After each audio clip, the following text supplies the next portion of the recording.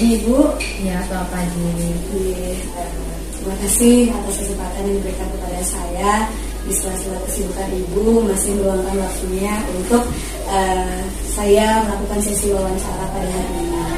Ya Ibu, jadi untuk mengefisiensikan waktu, saya di awal sudah menyampaikan ingin mewawancara Ibu terkait dalam Ibu menghasilkan suatu keputusan dalam menangani permasalahan ataupun hal-hal yang terjadi di lembaga ini selama Ibu menjadi pimpinan, ya apakah sudah sesuai dengan pengambilan keputusan yang mengandung nilai kebajikan seperti itu Ibu. Mungkin juga saya tahu Ibu sudah mengetahui program guru penggerak, sekolah penggerak. Saya rasa hal ini tidak akan menjadi masalah.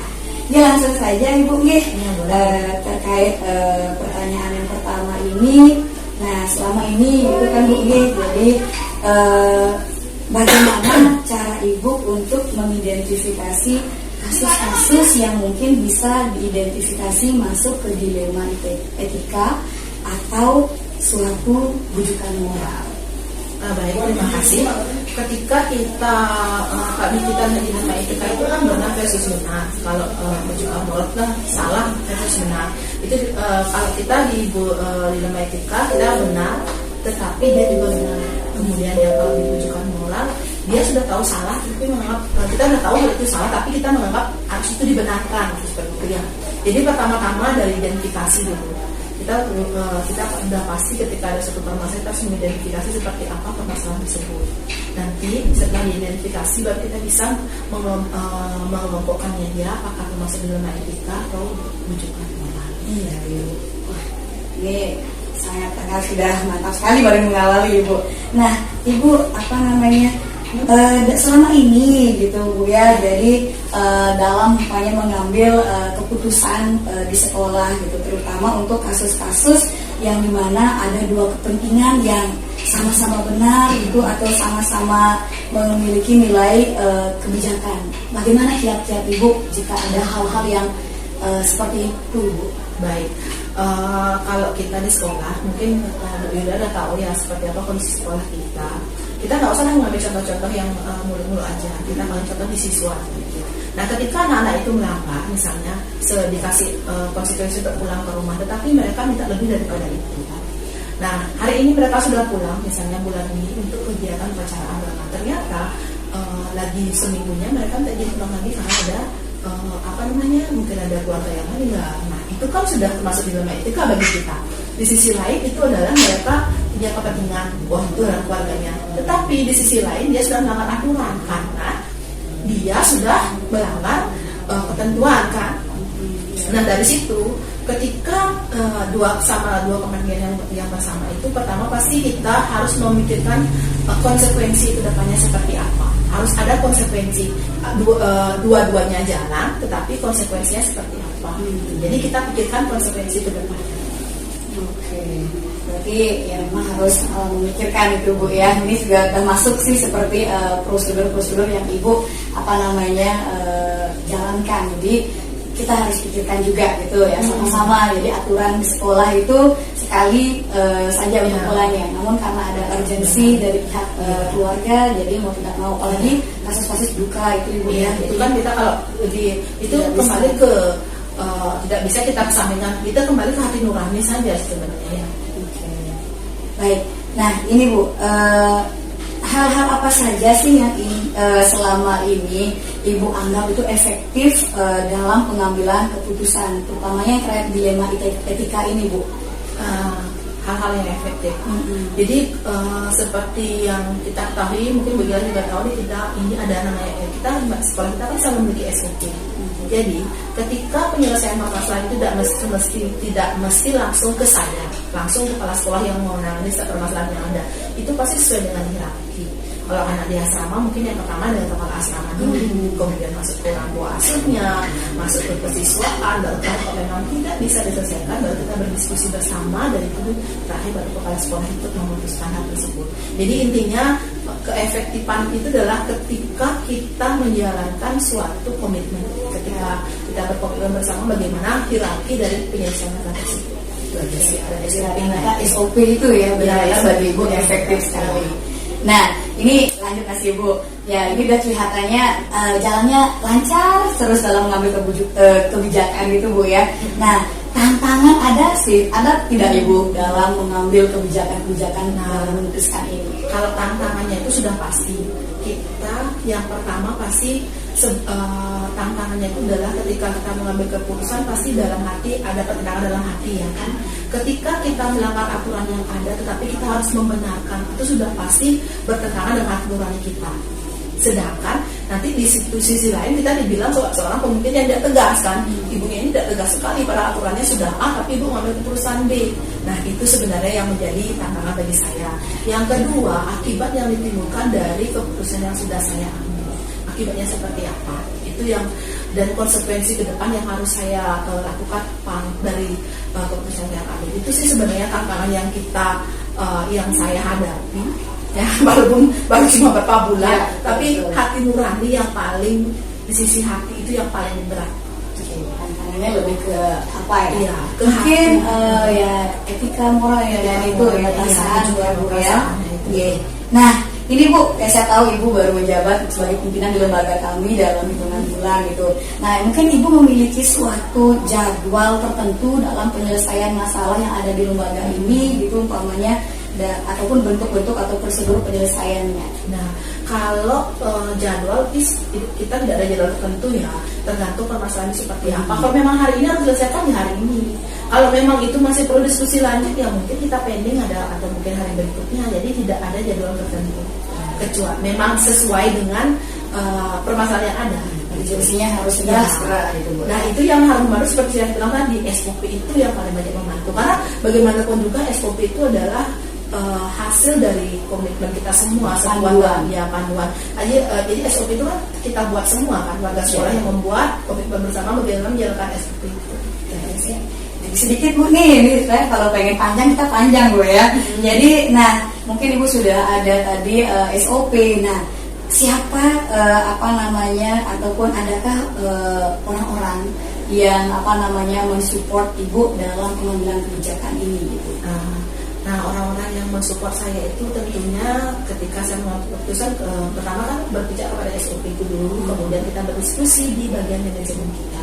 Sebenarnya itu sih yang sebenarnya membantu kalau kita minta pertimbangan seperti apa ketika sudah mempertimbangkan hal-hal yang masukan yang baik baru kita putuskan. Itu tim manajemen sebenarnya yang paling manajemen yang juga yang kembali berpijak ke SOP itu.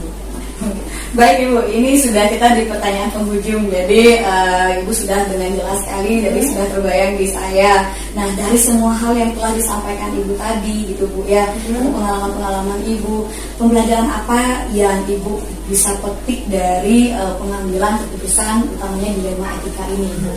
Baik, ketika pelajaran yang saya ambil ketika kita mengambil keputusan dilema etika adalah bagaimana kita harus mengambil keputusan itu secara bijaksana dan memikirkan sebab akibat yang akan ditimbulkan dari keputusan kita ambil. Jadi ketika kita mengambil keputusan kita harus memikirkan matang-matang apa yang kita ambil, kemudian berpikir juga apa akibat ke depannya. Jadi yang penting intinya sih bijaksana supaya tidak bisa merugikan antara pihak satu dan pihak lainnya dan sama-sama berjalan dan akibatnya seperti apa. Baca sih. Terima kasih banyak ibu. Ini saya mendapatkan banyak pencerahan sekali terkait pengalaman ibu walaupun ya baru bilang sumber jagung ya bu ya. Baik, kiranya sekian yang bisa saya sampaikan ibu. Jadi terima kasih sudah memfasilitasi saya. Ya terima kasih banyak ibu. Saya selamat siang Pak Made. Swastiastu Bapak. Ini terima kasih banyak saya sudah difasilitasi untuk melakukan sesi wawancara pada hari ini Bapak. Jadi meskipun ini suasananya hari Minggu Pak ya, saya langsung berkunjung ke rumah Bapak untuk sedikit bisa tanya terkait tugas saya, yaitu ini Pak, saya mengikuti kegiatan program guru penggerak. Jadi ini salah satu tugas saya terkait di modul 3.1 itu adalah temanya itu pengambilan keputusan yang berbasis nilai-nilai kebajikan kayak yang tadi Pak G. Nah sekarang saya hadir di sini Pak Made selaku kepala dari SMA masih isi plus pariwisata Ya, Pak ya, siap. SMA plus pariwisata Sidikarya Tumbuh Tambahan gitu. Salah satu pimpinan di sana, jadi nanti saya mau tanya-tanya terkait pengalaman Bapak. Iya. Ya Pak, jadi boleh perkenalkan diri dulu Pak. Om Swastiastu, ya, tiang dari SMA Sidikarya, kebetulan dari yayasan menunjuk tiang sebagai penanggung jawab yang disebut dengan kepala sekolah. Untuk itu sejak tahun 2011 yang menduduki jabatan ini, yang mudah-mudahan apa yang disampaikan oleh Bu Yulia terkait dengan tugas beliau bisa tiang berikan jawaban yang maksimal. Pasti Bapak ya. Kemampuan saya. Astagfirullah, tidak Ya, ada ya, yang ya, salah. ya, Nggih, ya, ya. untuk mengefisiensikan waktu Bapak nggih, mungkin saya mulai izin terkait pertanyaan pertama saya. Kanten pagi, Bapak ini sudah dari 2011, jadi kurang lebih hampir berapa tahun Pak ya? Ya, berapa, sekitar 10 tahun. 10 Ya. dan hampir 12 12 ya. tahun 12 Pak ya, tahun, jadi ya. kepala sekolah.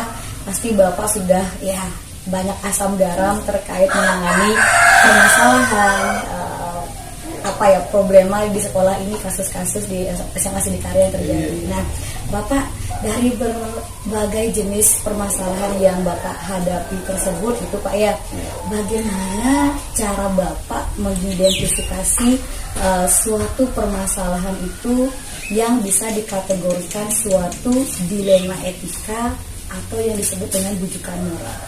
Mungkin kalau belum terbayang bisa saya jelaskan kan Pak.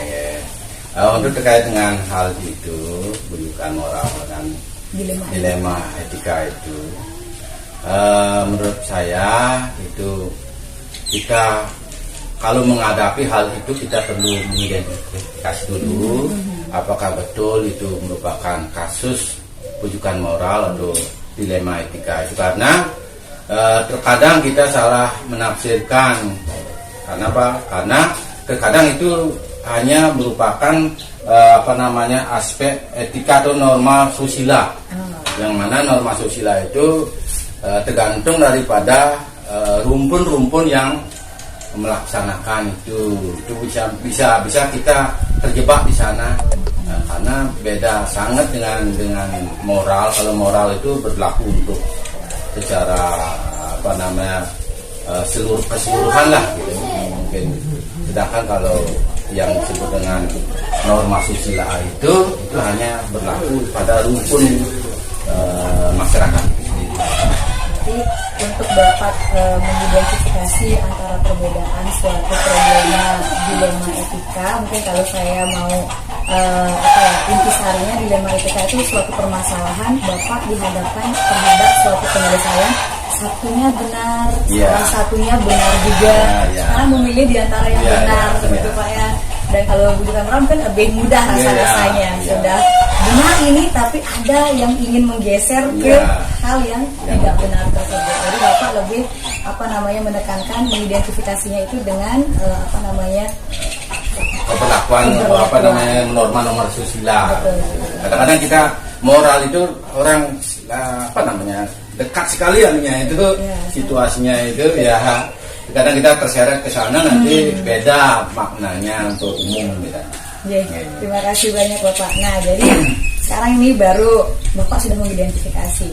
Kita akan masuk ke ketika Bapak dihadapkan terhadap dua tipe dilema etika dan juga bukan morality gitu kan.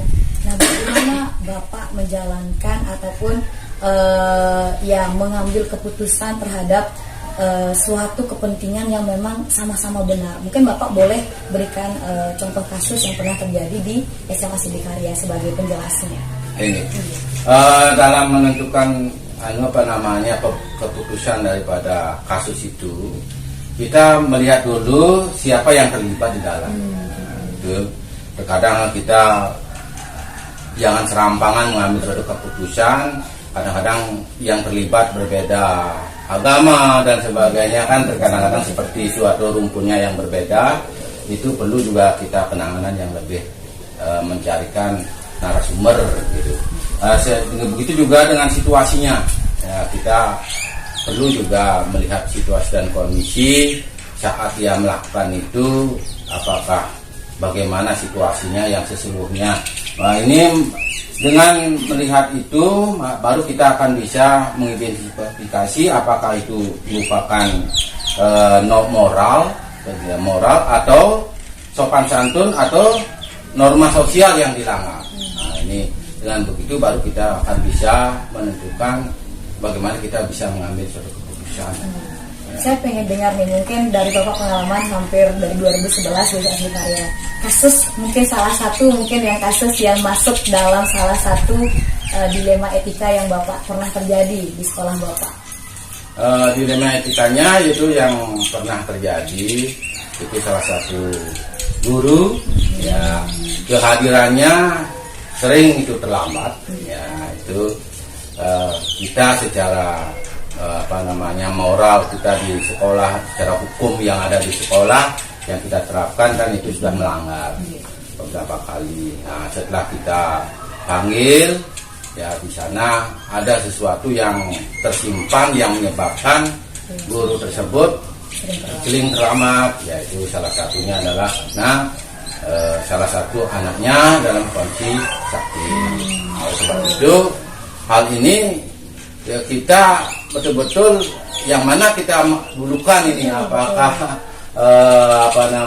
itu kita tetap menjalankan program sekolahnya yaitu tentang hukum-hukum yang kita lakukan di sekolah, atau kita memberikan suatu kebijakan ya, kembali ke hati nurani kita selaku pimpinan, selaku masyarakat sosial kan katanya, semuanya itu keberlakuan itu harus kita tangani dengan betul-betul kebijakan. Dengan begitu ya kita coba mencarikan solusi, apa kita dengan memanggil salah satu waka kurikulum kita lah ya, karena dalam situasi seperti itu mungkin di pagi hari masih perlu menyuapi anak tersebut atau memberikan obat dan sebagainya ya, sehingga perlu juga kita memberikan itu kebijakan dengan cara memindahkan jadwal yang mengajarnya. Itu salah satu contoh ya. Ini sudah Bapak ya, solusi ya, solusi dan tidak ya, ini udah terbayang. Ini baru sedikit Pak ya. Mungkin karena durasi kita panjang, Bapak bisa cerita lebih banyak lagi pengalaman Bapak. Ini sudah terbayang sekali, dan ini sudah masuk sekali kalau mau di dalam lagi terkait pengambilan keputusan. Nah, ini di langkah-langkah, mungkin tadi juga kadang sudah masuk langkah-langkah dalam pengambilan keputusan gitu. Mungkin kalau Bapak mau runutkan lagi gitu, biar mau kita ulang lagi, bagaimana biasanya Bapak mengambil langkah-langkah dalam pengambilan keputusan ini? Untuk pengambilan keputusan yang lakukan di sekolah itu yang pertama-tama kita sangat memerlukan adanya fakta-fakta yang relevan untuk bagaimana menilai anak guru atau teman kita yang memiliki permasalahan. Apakah dengan cara apa yang terjadi di awal situasi. Nah, ini perlu juga kalau ada permasalahan itu apa sih penyebabnya ini? Diawali dengan apa? Yang kedua, kita juga mengingat apa yang terjadi dan akhirnya terjadi. Ya, apa yang mengawali dan akhirnya apa yang terjadi itu perlu juga dirunut itu. Kemudian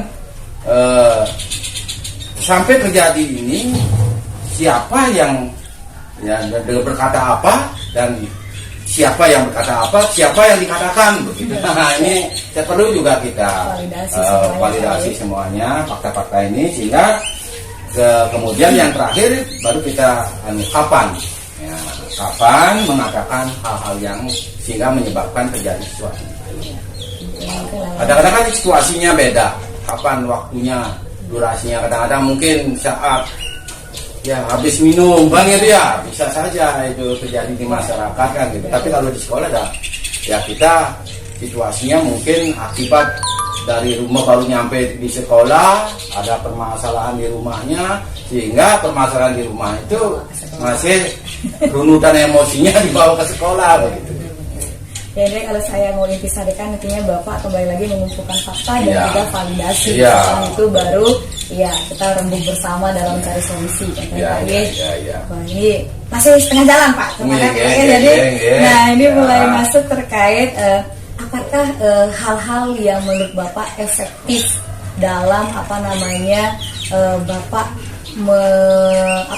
memutuskan suatu kebijakan ini dalam beberapa permasalahan yang terjadi di sekolah Bapak.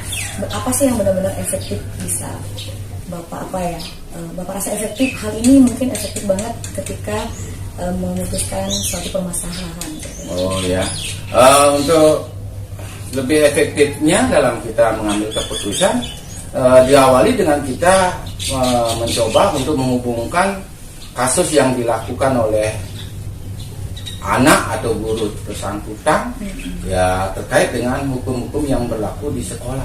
Ya, setelah kita kaitkan dengan itu, kemudian kita runut juga dengan situasi seperti apa yang saya sampaikan yang tadi, di mana dia melakukan itu dan sebagainya itu perlu juga kita klarifikasi itu sehingga kita dalam mengambil keputusan itu jangan sampai salah memutuskan karena hal ini sangat nanti bisa merugikan daripada anak itu. Penyebabnya ini ya dulu utamakan biar kita betul-betul efektif lah dalam menyampaikan keputusan itu pada anak-anak atau kepada guru-guru yang kita pimpin di sekolah. Oke, ya Pak, kita berlanjut di bagian tantangan nih Pak. Tadi kelihatannya lancar-lancar aja ya Bapak, kan Pak ya. Kira-kira selama ini tantangannya dalam pengambilan keputusan ini apa sih menurut Bapak?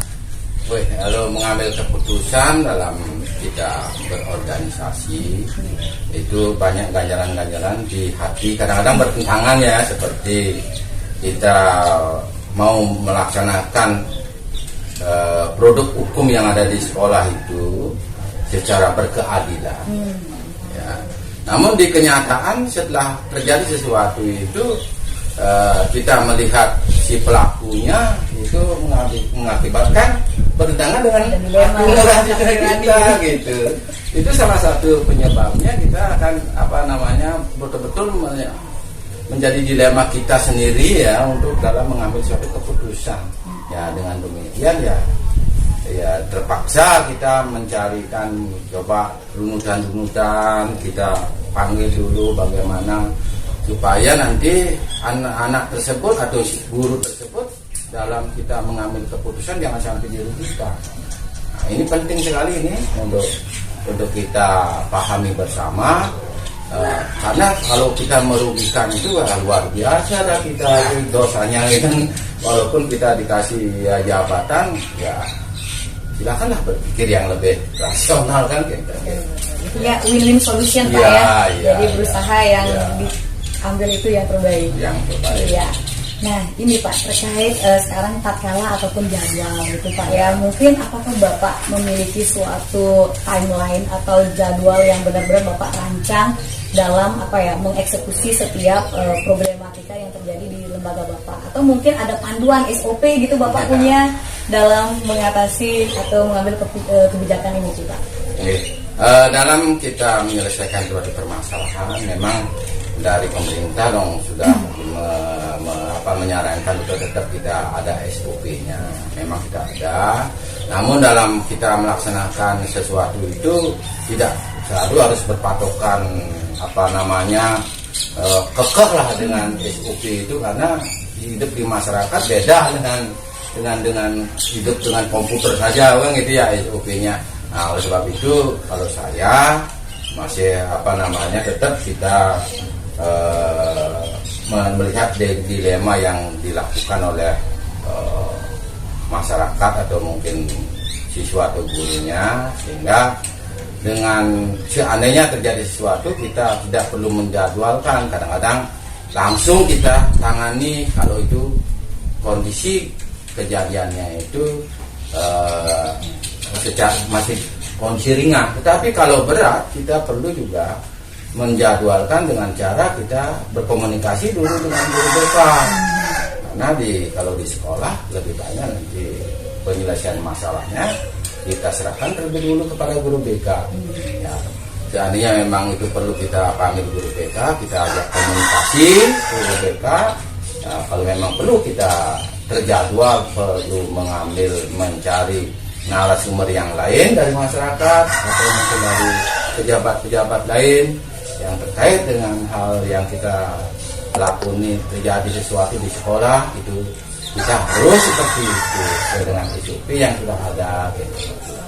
Baik, jadi ini terkait urgensi setiap permasalahan Pak ya. Jadi jadwalnya itu ya pasti menyesuaikan. Jelas kalau memang ya bisa diselesaikan dengan cepat, ngapain lagi ditunda kan Intan ya. Oke, ini sedikit lagi Pak di penghujung Pak. Terkait apa namanya pihak-pihak yang mungkin bisa mensupport ataupun bisa Bapak ajak berkolaborasi dalam pengambilan keputusan gitu Pak ya, atau mungkin ada faktor-faktor pendukung yang biasanya akan mempercepat Bapak dalam pengambilan keputusan ini. Dalam pengambilan keputusan itu terkadang kalau kita bisa selesaikan sendiri yang rasanya tidak akan merugikan orang yang kita putuskan sesuatu itu, mungkin kita juga seandainya agak berat seperti apa yang saya sampaikan tadi, biasanya yang memanggil guru BK yang terkait dengan moral, perilaku yang salah dan sebagainya. Kalau mungkin terkait dengan pembelajaran, kita selain kita suruh anak itu atau guru itu berkonsultasi dengan guru BK, juga yang panggil guru wakaf kurikulum. Itu biasanya dengan wakaf kurikulum akan memberikan solusi-solusi, apakah itu penjadwalan seperti yang saya sampaikan di awal tadi itu, apakah jadwalnya kita rubah, ya, komunikasikan dengan guru tetap, guru yayasan dan sebagainya, sehingga apa yang terjadi itu di tahun-tahun atau di hari-hari berikutnya semaksimal mungkin kita tekan supaya tidak terulang-ulang lah hal itu terjadi. Intinya pasti kolaborasi Pak ya, mulai dari level dari suatu permasalahan ya. Pasti ada yang diajak ya. Nah ini akan jadi sisi penutup Pak gitu Pak. Jadi ya saya tahu Bapak sudah mengatasi ataupun memutuskan berbagai kebijakan dari 2011 sampai sekarang. Ya mungkin pasti ada pembelajaran yang bisa dipetik gitu Pak ya, sebagai seorang pimpinan. Bagi Bapak ketika bertemu dengan suatu problematika yang terkait dilema etika dan rujukan moral ini, pembelajaran apa yang bisa Bapak petik sebagai seorang pemimpin? Dengan kita sudah mengambil keputusan-keputusan yang sudah kita laksanakan, dan setelah kita amati keputusan yang sudah kita laksanakan yang sudah berlalu, itu perlu kita lihat kembali apa yang kita sudah putuskan, bagaimana akibat dari keputusan kita itu, sebagai nanti gambaran ulang di saat kita mengambil keputusan di permasalahan berikutnya. Itu perlu sekali itu, jangan sampai nanti ya permasalahan yang sudah kita putuskan mengakibatkan timbul masalah baru, itu lagi kita manfaatkan untuk menyelesaikan permasalahan di tahun berikutnya. Itu seperti kedai yang ya masuk ke lubang yang sama dia gitu. Kita harus tetap gambaran-gambaran yang sudah lewat itu sangat kita perlu untuk dipelajari, sehingga nanti tidak lagi kita salah memberikan suatu keputusan kepada oknum-oknum yang bermasalah. Dan ini kata-kata dalam bahasa Inggris mungkin experience is the best teacher. Iya. Pak. Jadi pengalaman adalah guru yang terbaik, betul, Pak ya. Betul sekali itu. Ya, ada lagi Bapak, mungkin itu yang paling saya bisa simpulkan kayak dari pembelajaran yang bisa dipetik. Iya. Kiranya kalau dari pertanyaan saya ini sudah runut semua Pak, dari satu sampai poin terakhir. Jadi saya ucapkan terima kasih banyak, Bapak sudah sangat sportif dalam berbagi pengalaman terkait pengambilan keputusan yang berbasis kebijakan ini. Akhir kata saya ucapkan terima kasih banyak Pak Made. Jadi terima kasih banyak sudah meluangkan waktu untuk saya. Sukses terus sebagai pemimpin Pak, jangan lelah, intinya memajukan